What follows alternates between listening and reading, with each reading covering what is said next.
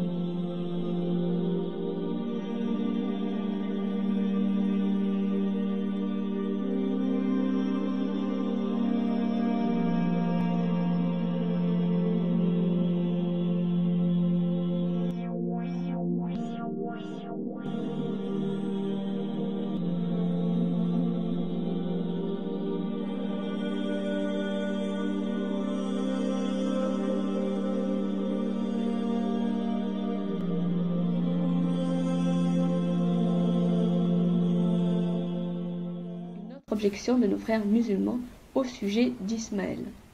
Elle concerne une position que certains musulmans tiennent en affirmant que l'enfant du sacrifice est Ismaël et non Isaac, et que cela montre que la Bible serait donc, je dirais, falsifiée, puisqu'on a usurpé Ismaël par Isaac. C'est le seul argument qui reste. Votre Bible est falsifiée, malgré vos arguments et vos preuves, la clarté des versets, c'est falsifié, la preuve. Le récit du sacrifice ne tient pas la route. Donc aujourd'hui encore, on vérifie sans cesse l'authenticité de la Bible grâce à toutes ces copies. Et les manuscrits de Qumran, par exemple, quoi que disent les détracteurs, ont fait taire un certain nombre de gens qui étaient en désaccord et qui pensaient encore il y a peu que la Bible était falsifiée depuis longtemps. Non, au contraire, et gloire à Dieu, elle est bien authentique grâce à lui. Dites pas les révélations genre la Torah ou l'évangile c'est falsifié comme ça. Il faut de gros arguments et de grosses preuves. Parce que sinon, tu peux accuser la parole de Dieu alors que concrètement, c'est la vérité.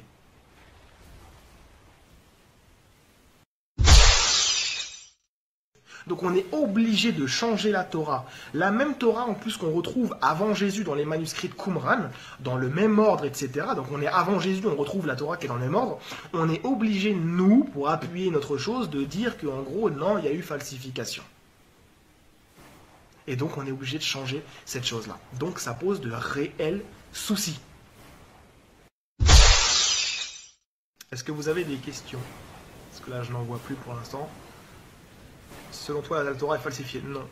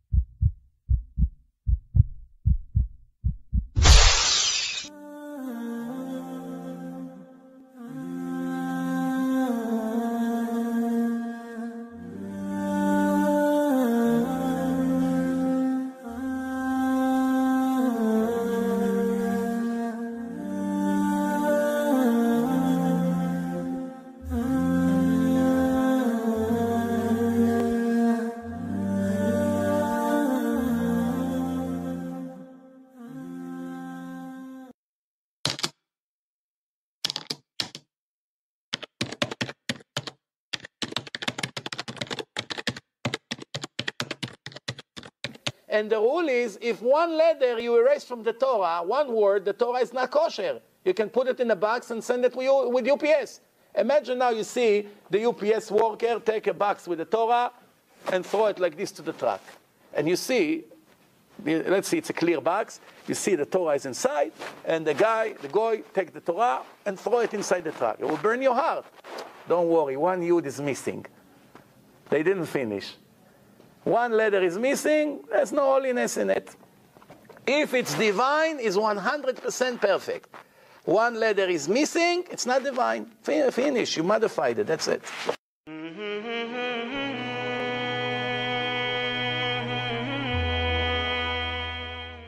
La Bible elle-même contient déjà des récits qui sont divergents, parfois même contradictoires, ce qui montre que la Bible n'est nullement une doctrine. Les rédacteurs de la Bible hébraïque racontaient seulement des anecdotes. C'étaient de bons historiens capables de rapporter les faits tels qu'ils étaient, mais ils visaient tout autre chose.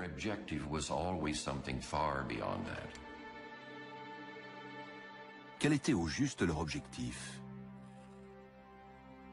Pour le savoir, il faut d'abord découvrir qui a écrit la Bible et à quelle époque.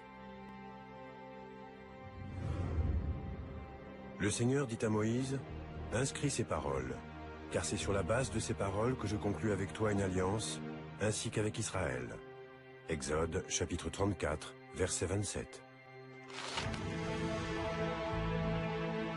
La croyance populaire attribue à Moïse la rédaction des 5 premiers livres de la Bible. La Genèse qui raconte la création du monde, l'Exode qui retrace la délivrance de l'esclavage et le départ pour la terre promise, le Lévitique, les Nombres et enfin le Deutéronome qui énonce les lois de la morale et de l'observance. Ces 5 livres qui sont encore lus aujourd'hui constituent la Torah. On les appelle aussi les 5 livres de Moïse. L'idée que Moïse avait écrit les 5 premiers livres de la Bible n'a été remise en cause que vers le XVIIe siècle. Quelques questions ont alors été soulevées. Par exemple, la toute fin du Deutéronome, le dernier livre de la Torah, décrit la mort et l'enterrement de Moïse. Certains rabbins ont dit « Moïse n'a pas pu écrire ces mots lui-même puisqu'il était mort et enterré ». Et quand on examine le texte de plus près, d'autres contradictions se font jour. Par exemple, combien d'animaux de chaque espèce Noé est-il censé emmener dans l'arche? Un texte dit 2, une paire de chaque espèce. Un autre évoque 7 paires pour les animaux purs et une paire pour les animaux impurs. Un des chapitres précise que le déluge dure 40 jours et 40 nuits. Mais le suivant parle de 150 jours.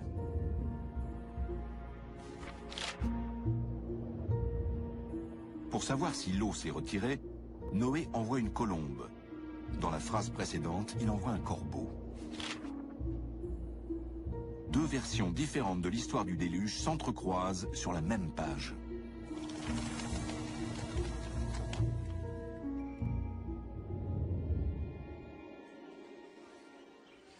Ces contradictions semblent indiquer que la Bible a eu plusieurs auteurs.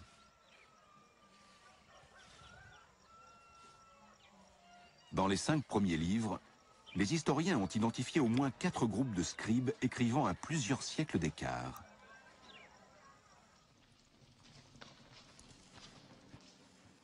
C'est ce qu'on appelle la théorie documentaire.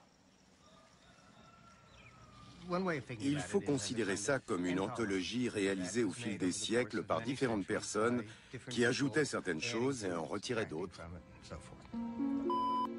Il y a la matrice vraie, c'est le texte hébraïque, ses traductions ensuite, ou ses succédanés, ou ses dérivés, le texte grec et le texte samaritain. Or, on a redécouvert en hébreu, dans toute cette variante, ou cette, disons, cette palette de manuscrits bibliques de Qumran, on a découvert les bases, pour une part, disons, une part majoritaire de ce qu'on appelle le texte massorétique, le texte officiel de la Biblia Hebraica, qui a été repris par les rabbins, ensuite canonisé. On a découvert aussi des bases des variantes que l'on croyait frauduleuses de la Septante grecque. Et là, on a découvert, disons, le texte hébraïque qui a servi de matrice qu'on a traduit en grec. Donc, ça n'était pas une dérive par rapport au texte hébraïque. Et on a découvert aussi des éléments, disons, qui marquent une connivence avec le Pentateuque samaritain ou la loi samaritaine. Alors, on s'est rendu compte qu'il y avait, disons, un certain nombre ici de ce que j'appelle de filières. On parle de famille, de type, etc. Il faut parler de ceci plus que d'édition. Il y avait des filières de textes différentes et que l'on peut identifier pour partie avec ces 3 grandes familles qui sont venues par la suite. C'est extrêmement passionnant d'étudier ceci, vous comprenez. On ne fait plus de la critique littéraire ou de la critique textuellement sur la base d'hypothèses, mais on l'a fait sur la base d'attestations physiques, matérielles, réelles, qui datent quelquefois du IIIe siècle avant Jésus-Christ. C'est-à-dire on est très proche de l'écriture première. Alors une question un peu provocatrice.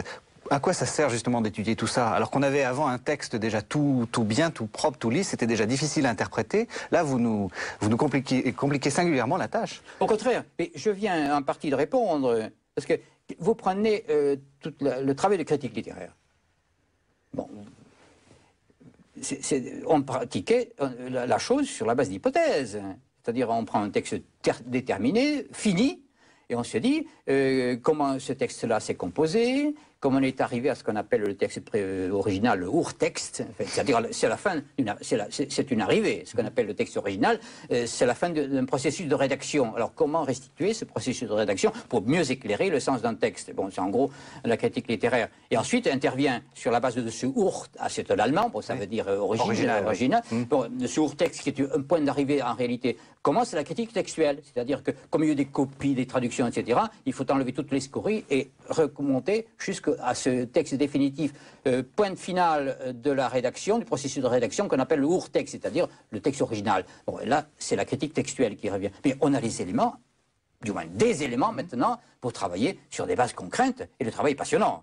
Alors évidemment, on ne va pas mettre en cause ce texte canonique, qui est le texte de référence pour des groupes communautaires, comme la communauté juive et la communauté chrétienne. Loin de là. Là, je le disais tout à l'heure, mais on a un ressourcement, comme je disais, ou comme j'ai dit déjà dans cette émission, un ressourcement étonnamment jeune et étonnamment rafraîchissant qui nous permet de mieux comprendre sur des bases cette fois-ci concrètes et matérielles, sérieusement historiques, ce qu'a été la genèse de la Bible. Le mot Bible, ne l'oublions pas, date du XIIe siècle de notre ère, Biblia en latin. Merci André-Paul. On a une question SMS qui est la suivante. Les manuscrits de la mer Morte ont-ils aidé à la compréhension du contexte religieux de l'époque? Oui, absolument, oui. Ça a été déterminant. Je dirais même qu'aujourd'hui, les manuscrits de la mer Morte, c'est la meilleure source d'information qu'on ait pour comprendre le judaïsme de l'époque et le judaïsme, donc, ancien et également la naissance du christianisme. Aujourd'hui, on a une documentation fabuleuse, 900 manuscrits qui sont là, qui nous parlent des croyances, de la vie. C'est de loin la meilleure source d'information qu'on ait. Je vous le dis autrement, est-ce que ça nous rapproche de Moïse? Comment est-ce que je suis en train de remonter le fil de mes différentes interprétations. C'est quoi, Moïse? Alors attendez, je le laisse répondre et je me tourne vers vous ensuite volontiers. Alors ça nous rapproche de Moïse dans le sens où ça nous rapproche des origines de la rédaction de la Bible. On est vraiment au cœur du processus de rédaction de la Bible. Et ça, c'est très intéressant. Par rapport aux manuscrits bibliques qu'on avait avant la découverte de Qumran, comme le disait tout à l'heure Frédéric Lenoir, le plus ancien manuscrit biblique complet de la Bible hébraïque, en hébreu, daté du Xe siècle de notre ère. Et donc d'un seul coup, on fait un bond de 1000 ans en arrière. Et on observe des variantes, c'est-à-dire des différences. Quand on compare les différents manuscrits, Pierre de Mirochegi parlait tout à l'heure du Deutéronome, on a plus d'une trentaine d'exemplaires du Deutéronome. Quand on les met côte à côte, il y a des différences entre ces manuscrits. Donc ça veut dire qu'on est encore à une période où le texte biblique est vivant, où on se permet encore de l'améliorer, on va pouvoir ajouter un mot, déplacer un verset. On est dans la rédaction de la Bible à l'époque. J'allais vous dire, il y aura une édition 2010, si vous voyez ce que je veux dire. De la Bible, hein. Alors, l'édition. Alors, effectivement, c'est un petit peu dommage. Je dirais, les biblistes tiennent pas toujours suffisamment compte des manuscrits de la mer Morte. C'est vrai, c'était un reproche. Il est partiellement vrai. Justement, on est en train de publier une nouvelle édition critique de la Bible hébraïque avec en note de bas de page toutes les variantes des manuscrits de la mer Morte. Et ça, c'est en cours. C'est un projet qui est assez long, qui va prendre une dizaine ou une quinzaine d'années. De là à ce que des traductions en français, par exemple, tiennent compte des variantes des manuscrits de la mer Morte, ça peut être envisagé, mais ce sera un petit peu difficile, parce que quand on traduit une Bible en français, on veut aussi un texte consensuel, pas nécessairement un texte qui pourrait choquer ou déranger un certain nombre de lecteurs. Plus directement théologique, et ça rejoint ce que disait Thierry, à savoir que parfois, à Qumran, on a un texte hébreu qui correspond au texte hébreu traduit par la Septante. La Septante, c'est la traduction grecque qui date des années 160. Entre 3e siècle avant et 1er siècle après. Et là, en l'occurrence, c'est un verset du chapitre 32 du Deutéronome, où on dit que Dieu a fixé les frontières des peuples selon le nombre des fils d'Israël.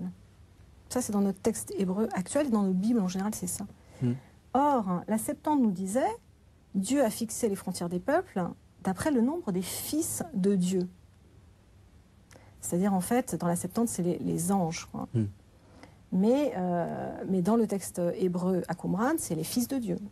Ça fait partie de ces passages un petit peu problématiques. Ah oui, on sent qu'ils ont changé un peu le... Oui, oui, là, correspondre à leur... on sent une difficulté théologique, quand même, ces histoires de fils de Dieu, quand même. Enfin, c'est... Et la grande surprise ici de ceux qui ont étudié ces manuscrits, c'est qu'en comparant cet hébreu et d'autres traditions, c'est-à-dire notamment la traduction grecque de l'Ancien Testament, eh bien, on constate des parentés ou des équivalences. Les textes se ressemblent. Là où, dans la traduction grecque, on a des omissions, mais parfois, dans le texte hébreu de Qumran, on retrouve les mêmes types de variantes. Donc là, je dirais qu'il y a encore tout un travail qui reste à faire, mais qui a déjà été largement exploité pour montrer que les textes hébreux de Qumran ne sont pas totalement stabilisés. Alors on parle de pluralité de textes, j'aime bien ce terme de fluidité, c'est-à-dire que le texte, les consonnes du texte ne sont pas toujours totalement fixées. Pour certains livres, la transmission est bonne, ou en tout cas la transmission s'est faite de manière systématique et stricte. Pour d'autres, il y a de nombreux changements. Aujourd'hui, après 70 ans de recherche, à mon avis, c'est un des apports majeurs sur finalement le statut du texte biblique. C'est quoi un texte d'autorité à cette époque-là? Concrètement, ce qui a beaucoup surpris, c'est qu'on peut avoir un même épisode de la Bible qu'on a dans l'Ancien Testament, qui est connu avec des variantes et quelquefois même des versions différentes. Et donc on se dit, mais pourquoi recopie-t-il des textes dont les versions sont différentes d'un même épisode au même Juste moment? Pour bien comprendre, des variantes très importantes ou simplement des fautes de copie? Non, on a quelquefois des variantes très importantes, c'est-à-dire qu'on a des passages qu'on rajoute entre des passages qui ne sont pas dans nos Bibles actuelles. Donc on remodèle quelquefois même assez profondément certains textes. Et les textes de Qumran nous montrent que pas du tout. Pour les gens de la communauté de Qumran, les Esséniens, ça ne pose pas de problème de copier et de recopier ces mêmes textes parce que le message est identique. C'est-à-dire ce qui importe, ce n'est pas la littéralité du texte, c'est le message. Alors quand on dit ça, on comprend très bien, enfin, je l'espère, mais par contre ça pose en creux la question du statut de la révélation divine. C'est-à-dire si c'est la parole de Dieu, évidemment, qui est écrite sur les textes, et écrit dans la Bible, oracle de Dieu, etc., deux points, ouvrez les guillemets, puis on a la citation. Bon. Donc évidemment, ça pose problème parce que ça remet en cause quelque part la vision qu'on a de la révélation. C'est-à-dire comme un texte qui est verbatim, mot à mot, ce que le Dieu d'Israël a révélé à Moïse ou à ses prophètes. Bon. En fait, on voit que la conception n'est pas tout à fait la même dans l'Antiquité, c'est-à-dire qu'il y a bien une révélation de Dieu, mais que ce qui importe, c'est avant tout le message, et que le fait qu'il y ait un personnage qui soit situé à un endroit ou à un autre, qui ait tel ou tel élément, peu importe, puisque ce qui importe, c'est véritablement le message. Et si je puis dire, c'est, à mon sens, quand même le sens un petit peu originel d'un message religieux, c'est-à-dire que ce qui importe, c'est pas vraiment la lettre, mais c'est l'esprit plutôt. Est-ce que c'est pas justement une assez bonne nouvelle, justement, contre cette lecture littéraliste que toutes les traditions, j'allais dire raisonnables, chrétiennes défendent, enfin interdisent, en disant que justement c'est une parole humaine, que ça passe par des médias humains, et donc justement, est-ce que ça nous aide pas à être un peu plus libre avec les textes sacrés? Tout à fait, c'est une réponse, si je puis dire, la recherche est un démenti cruel au fondamentalisme religieux, littéraliste aujourd'hui, qui attache une importance plus grande à la lettre qu'à l'esprit. Donc là, c'est un cruel démenti qui montre que ça ne fonctionnait pas comme ça dans l'Antiquité au moment où ces textes sont copiés et recopiés.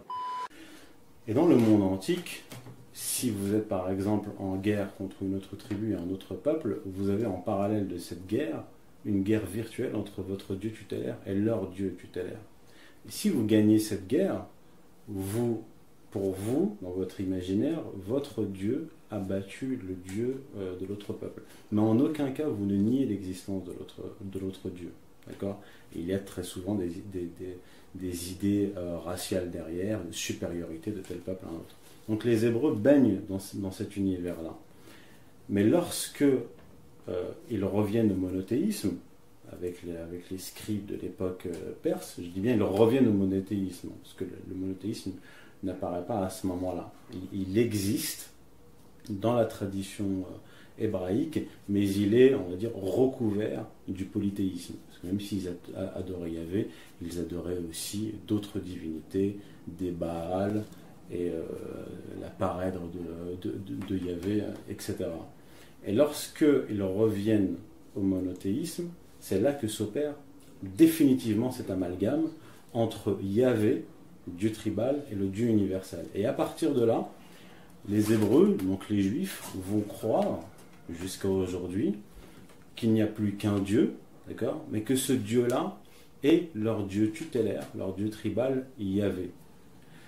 Et malgré cette universalité, ils maintiennent un rapport, un lien particulier avec leur Dieu tutélaire, Yahvé. Ils demeurent au-dessus des autres peuples. Et ils restent dans leur imaginaire, dans le monde antique, c'est-à-dire dans une guerre perpétuelle contre les autres peuples, et une guerre perpétuelle qui ne se résout qu'à la fin des temps, dans les périodes eschatologiques, avec la destruction des nations et la spoliation des peuples. Et par effet de domino, j'allais dire, ce paradoxe théologique ne concerne finalement que le monothéisme juif, ou est-il également le fondement du christianisme et plus tard de l'islam? Alors, je m'attaque à une des thèses qui est avancée par nombre de biblistes, notamment Jean Solaire, qui nous disent qu'en somme, l'hébraïsme, le monothéisme juif, a donné naissance au christianisme, au monothéisme chrétien et au monothéisme musulman, avec cette idée universaliste, plus universaliste en tout cas que le judaïsme, selon laquelle le christianisme et l'islam voudraient imposer au monde entier, par le fer et le feu, leur monothéisme. Bref. Je démontre dans cet ouvrage-là, faisant la distinction entre Yahvé et El, que Yahvé n'est pas le Dieu des évangiles et du Coran. Ça, c'est extrêmement important. Et à partir du christianisme, il y a véritablement une rupture entre le judaïsme et le christianisme. Il n'y a pas seulement une rupture entre la caste sacerdotale de l'époque, enfin, plutôt les prêtres pharisiens et autres, et Jésus. Non, il y a véritablement une rupture théologique entre les deux, et aussi avec l'islam. Mais à la réponse du Christ, je ne suis pas venu pour abolir, mais pour accomplir. Oui. Ça ne contredit pas votre Non, parce qu'il faut distinguer le mosaïsme, qui est la religion de Moïse et les lois de Moïse, révélées à Moïse, et le judaïsme. Donc il faut distinguer le monothéisme, le mosaïsme et le judaïsme. Entre Moïse et la formation définitive et finale du judaïsme, il se passe environ 700-800 ans. Et entre ces deux périodes, entre Moïse et, on va dire, Esdras, qui va jouer le rôle de chef politique et religieux sous mandat perse, il se passe environ 700-800 ans.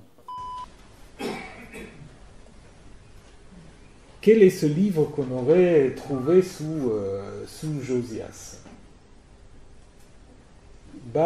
Déjà, en fait, très vite, les commentateurs juifs, les pères de l'Église, ont dit c'est le Deutéronome. Deutéronome, cette idée aurait été ensuite, surtout, c'est devenu très important suite à cette thèse de Beth en 1805, qui a en effet utilisé ce texte pour dire que le livre de Deutéronome date en fait de la réforme de Josias. Donc l'identification, elle a toujours été faite, tout simplement par le fait qu'un certain nombre de, disons, tous les réformes que Josias entreprend correspond à des exigences qui sont formulées dans le livre de Deutéronome, dans les chapitres 12 à 26, dans ce qu'on appelle le code deutéronomique. Alors, Wette est allé plus loin en disant, mais ça montre en fait autre chose, ça montre que le livre même aurait été écrit au 7e siècle, parce que dans le récit biblique, le livre a été trouvé. Mais jamais avant on nous dit qu'un livre a été perdu. Donc c'est très curieux, ça vient un peu de manière très très bizarre. Hein. Et puis, alors donc certains exégètes comme De Wette ou Wellhausen, un des autres, des grands noms, Wellhausen parlait même d'une Piafraus, donc d'une fraude pieuse, n'est-ce pas? Donc lui il pensait même que quelqu'un aura écrit le livre Deutéronome, le rouleau, puis il l'aura caché pour qu'on le trouve et puis qu'on le présente au roi, pour que le roi en fait fait ce que le livre dit de faire.